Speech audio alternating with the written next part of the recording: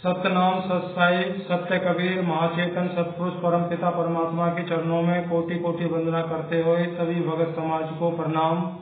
जय गुरु महाराज की। सत्य कबीर। तो मुक्ति भक्ति के प्रेमी सज्जनों, मेरे भाइयों, रमैनी नंबर 31 में सतगुरु कबीर ने ज्ञान के अभिमान में आत्म अनुभव से रिक्त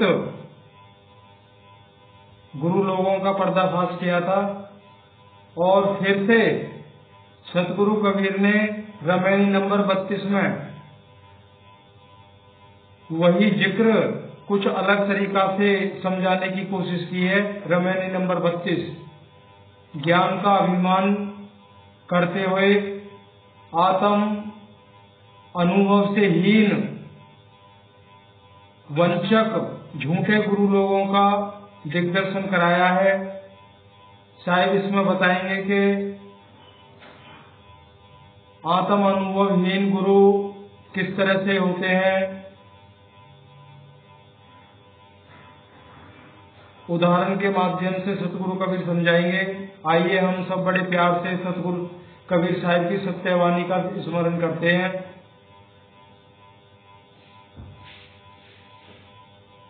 सत्य प्राचीन मूल ग्रंथ बीजक रमैनी नंबर 32। आइए, इसमें जो शब्द है वो केवल 3 लाइनों में ही दिया गया है। आइए उसको सुनते हैं। अंध सो दर्पण वेद पुराना, दर्जी कहा मारस जाना,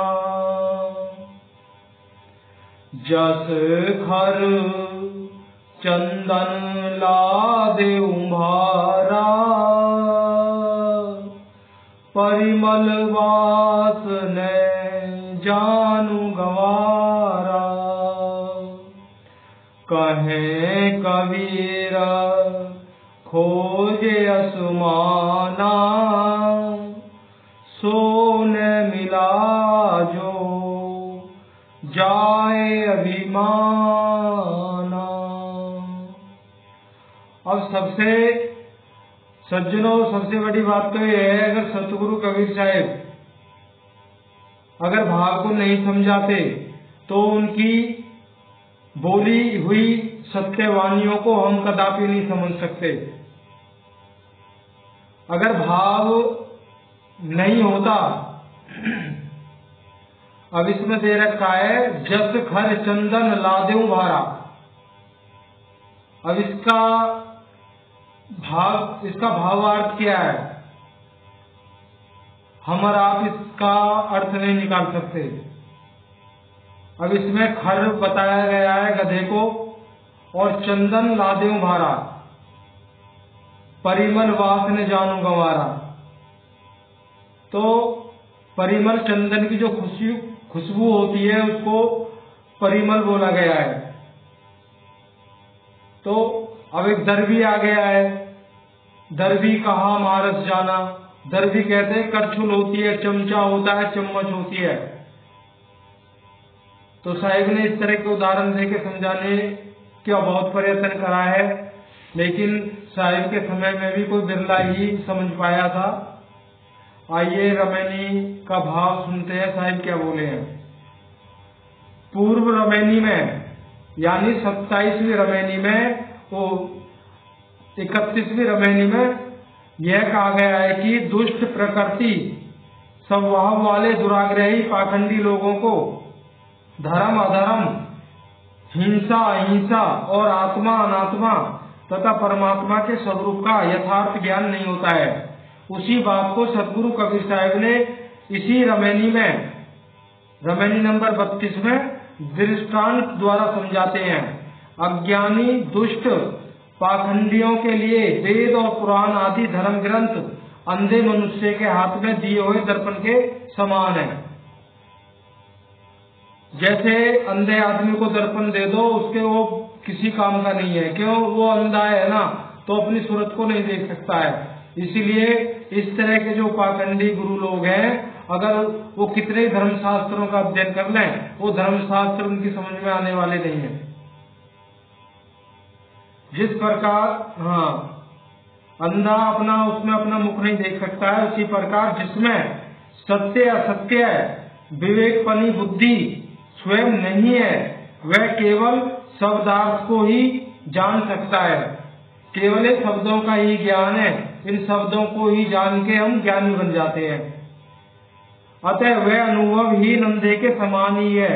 अतः वह वेद पुराण रूपी दर्पण में वास्तविक सत्य का स्वरूप नहीं देख पाता है, क्योंकि उसके लिए अंध सा अर्थात धुंधला सा दर्पण के समान वेद पुराण है।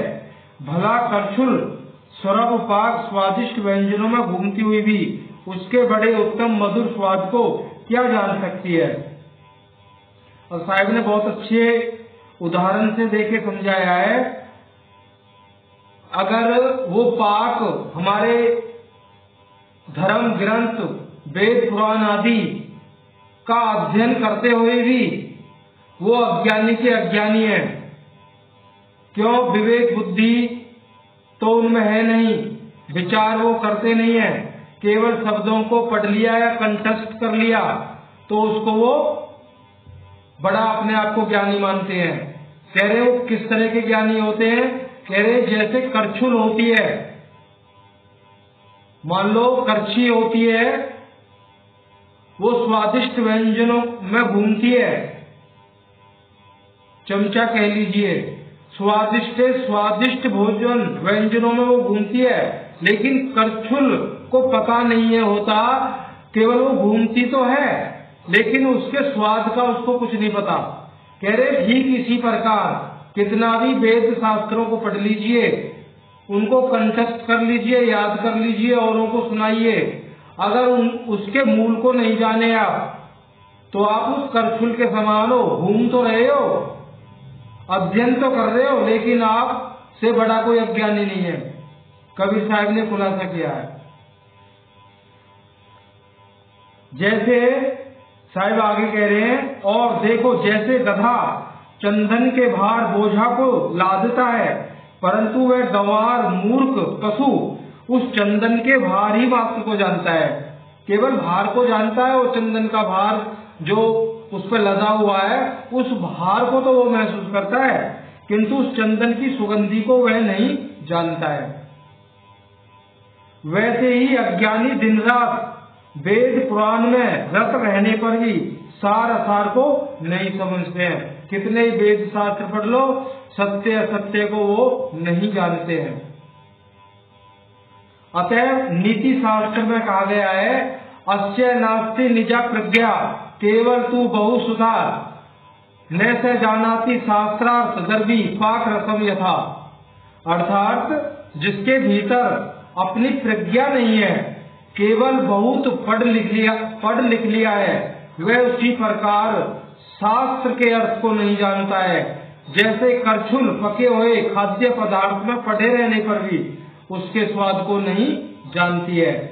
जैसे गधे के ऊपर भार लाद दिया जाए किंतु अज्ञ पशु उसकी विशेषता और सुगंध को नहीं जान पाता है, वैसे ही शास्त्रियों और वेद पाठियों के सिर पर ग्रंथों का केवल भार सा है, वह केवल उसके मर्म को नहीं जानते हैं। इसलिए और भी नीति में कहा गया है, अस्य नास्ति स्वयं प्रज्ञा शास्त्रम तस्य करोति किम लोचनाभ्याम विहीनस्य दर्पण किमम करस्तति।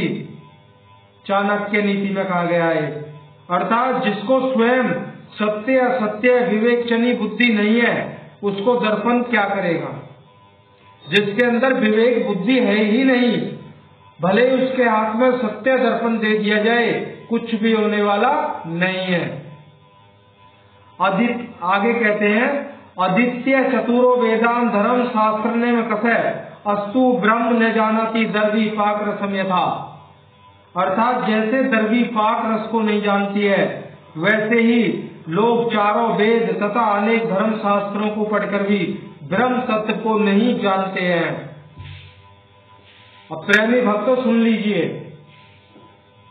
साहिब के ज्ञान में कोई तर्क वितर्क कर ही नहीं सकता। केवल सतगुरु कबीर साहिब जानते हैं सत्य क्या है। कहते हैं यदा खरचंदन भारवही भारतीय वेदाद नतु चंदनस्य यथे विप्र षष्ठ शास्त्र युक्ता परमात्म ज्ञानम भक्ति विहीना। अर्थात जैसे गधा चंदन के भार का वहन करने वाला है, वह भार को तो जानता है किंतु चंदन की सुगंध को नहीं जानता है, वैसे ही कतिपय ब्राह्मण भी 6 शास्त्रों के विद्वान होते हुए भी परमात्मा के तथा भक्ति से विहीन है, तो वे गधा के समान शास्त्रों के भार का वहन करते हैं। और इसमें किसी भी मेरे ब्राह्मण भाई को बुरा नहीं मानना है, जो इस गति के हैं, साहिब ने उनके लिए कहा है।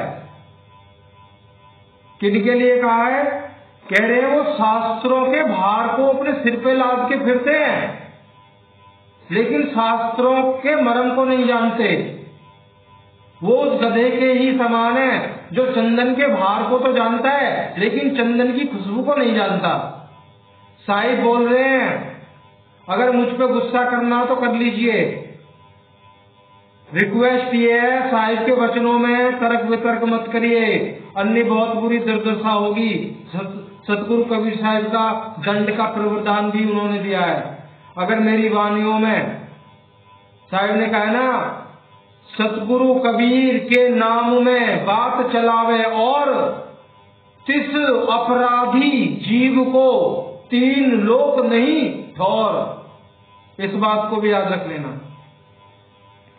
सतगुरु कबीर साहिब कहते हैं संसार में समस्त लोग अपने चेतन आत्मा के निरंतर अर्थात अंतर रहित निकट परमात्मा को छोड़कर आसमान में अर्थात कोई 7वां आसमान, कोई 14वां आसमान तथा कोई स्वर्ग वैकुंठ गौलोक में, तो कोई साकेत आदि अनेक लोगों में और कोई काया के अंदर हृदय त्रिकुटी सहस्त्र कमल में लेकर चोटी शिखा के नीचे तक आदि स्थानों में परमात्मा को खोजते फिरते हैं। कहाँ परमात्मा को खोजते हैं सुन लीजिए।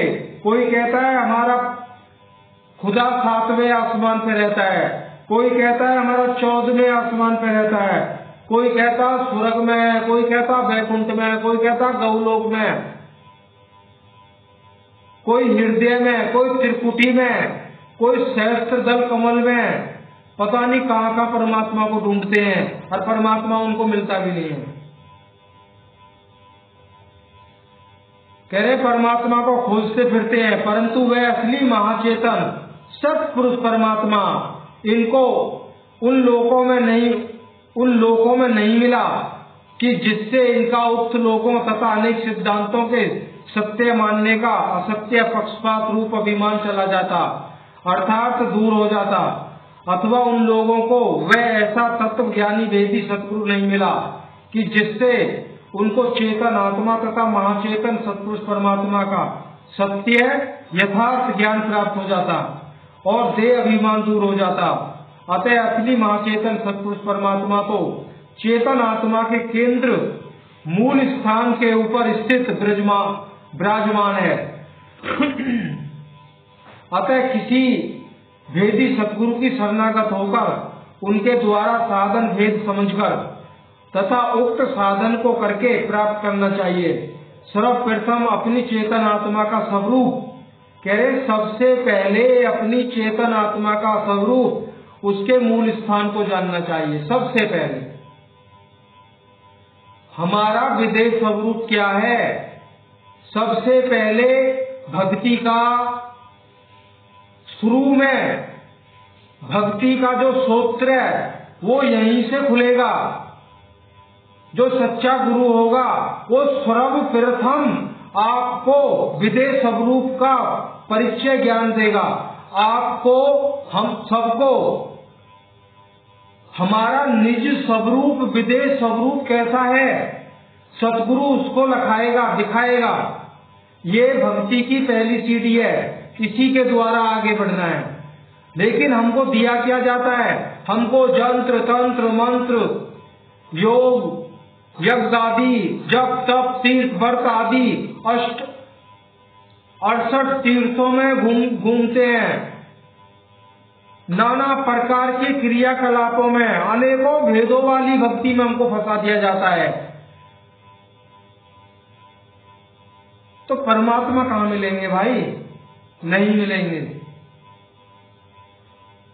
सर्वप्रथम अपनी चेतन आत्मा का स्वरूप तथा उसके मूल स्थान को जानना चाहिए कि जहां से उसकी चेतना मन तथा प्राण शक्ति के संयुक्त होकर सारे शरीर में व्याप्त हो रही है। अतएव अपने चेतन आत्म स्वरूप का ज्ञान होने पर और सार शब्द सत्पुरुष परमात्मा की प्राप्ति अर्थात साक्षात्कार होने पर देह अभिमान दूर हो जाता है। तब अभिमान दूर होता है।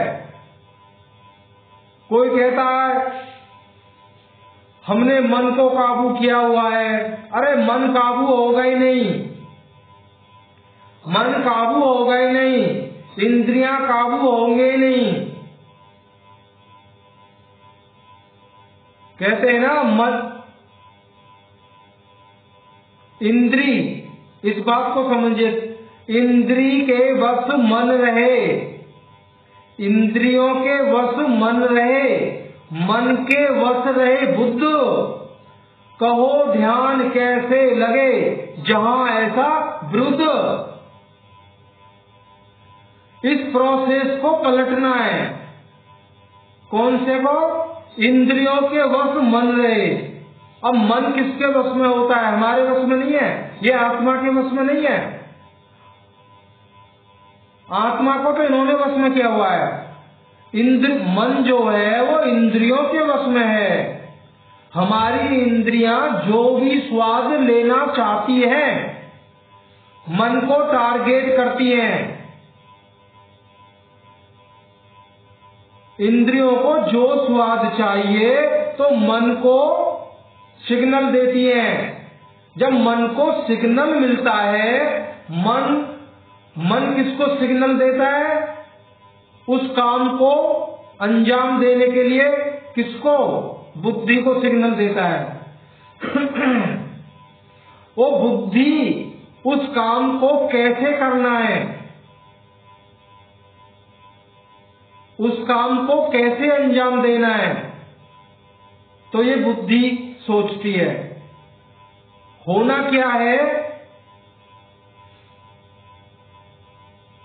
मन के बुद्धि के वश में मन रहे और मन के वश रहे इंद्रियां, तब काम बन सकता है। अब हमारी बुद्धि विवेक आदि ज्ञान वैराग्य विरह प्रेम, ये हमारी बुद्धि जब इस रास्ते पे लगाती है और बुद्धि सिग्नल देती है मन को खींचना पड़ता है और मन सिग्नल देता है इंद्रियों को। मन सिग्नल इंद्रियों को देता है जिधर मुझे जाना है आप भी उधर ही चलिए। तो इसको कहते हैं सहज साधना। सहजता से सबको साधना। किसी को नहीं मार सकते, इंद्रियों को मारा नहीं जा सकता, मन को मारा नहीं जा सकता, इनको साधा जाता है। जिसको साधा जाता है उसी को साधना कहते हैं। तो साहिब की सहज साधना है।